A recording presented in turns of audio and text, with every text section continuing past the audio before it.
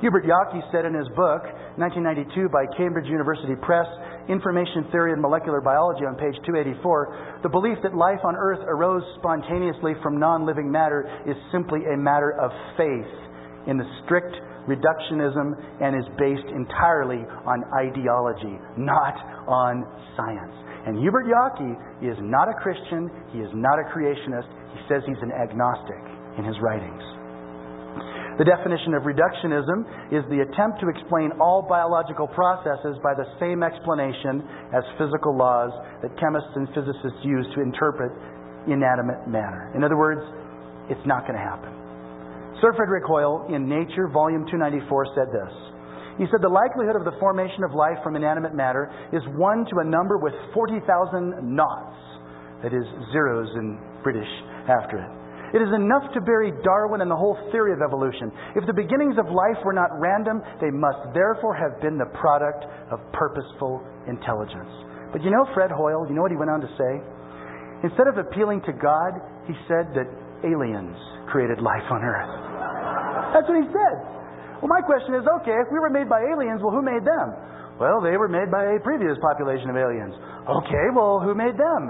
Well, they were sprinkled and made by a previous population of aliens. So you have this infinite regression backwards of aliens flying around the universe creating life. But the problem is the universe isn't infinitely old. We know the universe had a beginning, had a finite history in the past. So the question is, where did the first source of information come from? According to the principles of information science, it only comes from a mind. George Wald, a Harvard University biologist and Nobel laureate, said this: one has only to contemplate the magnitude of this task, that is spontaneous generation, to concede that spontaneous generation of a living organism is impossible. Yet, we are here as a result, I believe, of spontaneous generation. So he says it's impossible, but I believe it happened. Ladies and gentlemen, that's the definition of faith right there. The belief in things unseen and hoped for. And Francis Crick, the discoverer of the structure of DNA, said this in his book Life Itself, page 88. An honest man, armed with all the knowledge available to us now, could only state that in some sense the origin of life appears at the moment to be almost a miracle.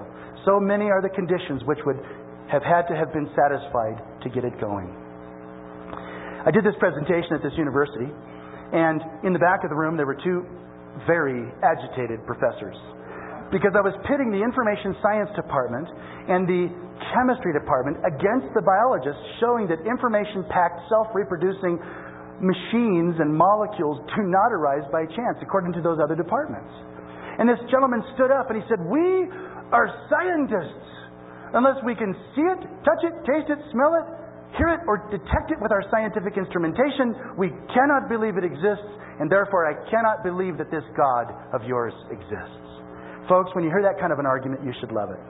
According to the philosopher Alvin Plantinga, he's a Christian philosopher at Notre Dame University, proving the existence of God is like proving the existence of someone else's mind. Proving the existence of God is like proving the existence of someone else's mind.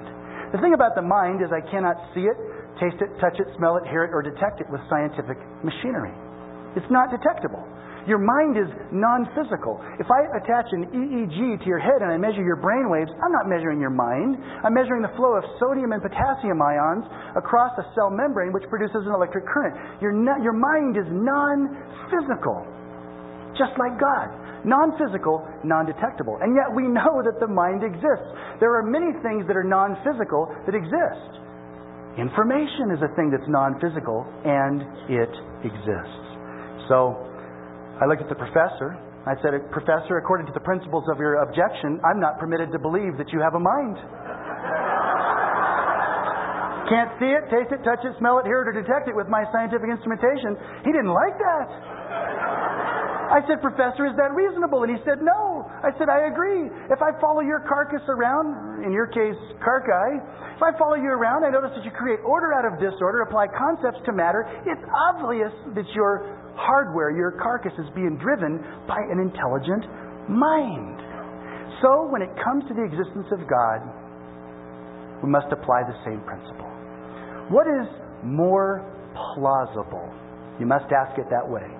that information-packed, micro-miniaturized, self-reproducing, error-correcting supermachines, which is what a cell is, arose by chance, not according to the principles of engineering, information science, and chemistry, or information-packed, self-reproducing, error-correcting supermachines are the result of a mind, the result of a concept applied to matter. That's obviously the case.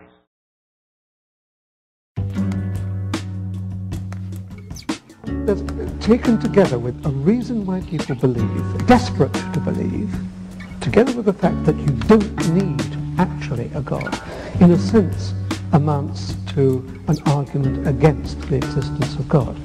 Well, I guess I don't see that. I mean, why doesn't that commit the genetic fallacy of trying to say that by explaining how a belief originates, you thereby show the belief to be false?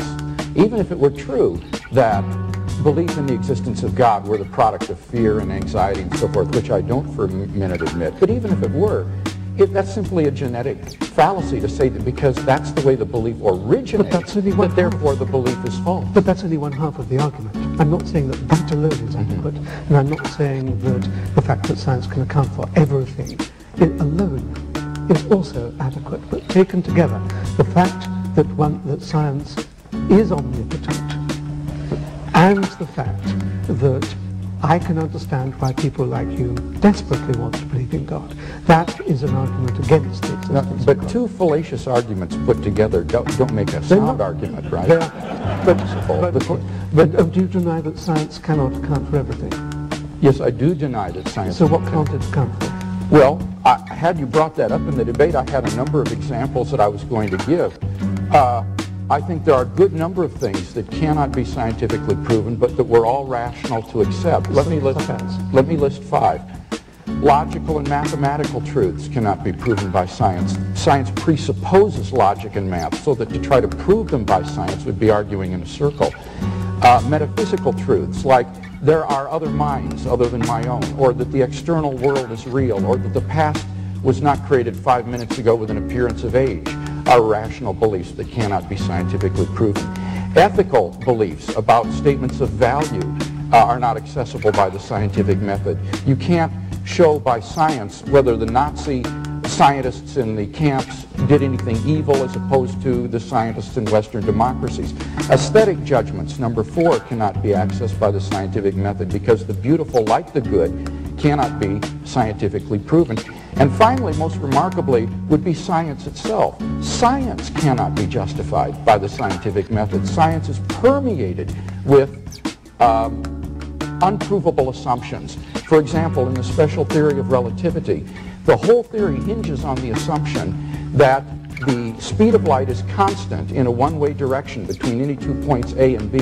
But that strictly cannot be proven. We simply have to assume that in order to hold to the theory. But you're missing the whole... So put that in your pipe and smoke it. Yeah, okay. So we are, none of these beliefs can be scientifically proven, and yet they are accepted by all of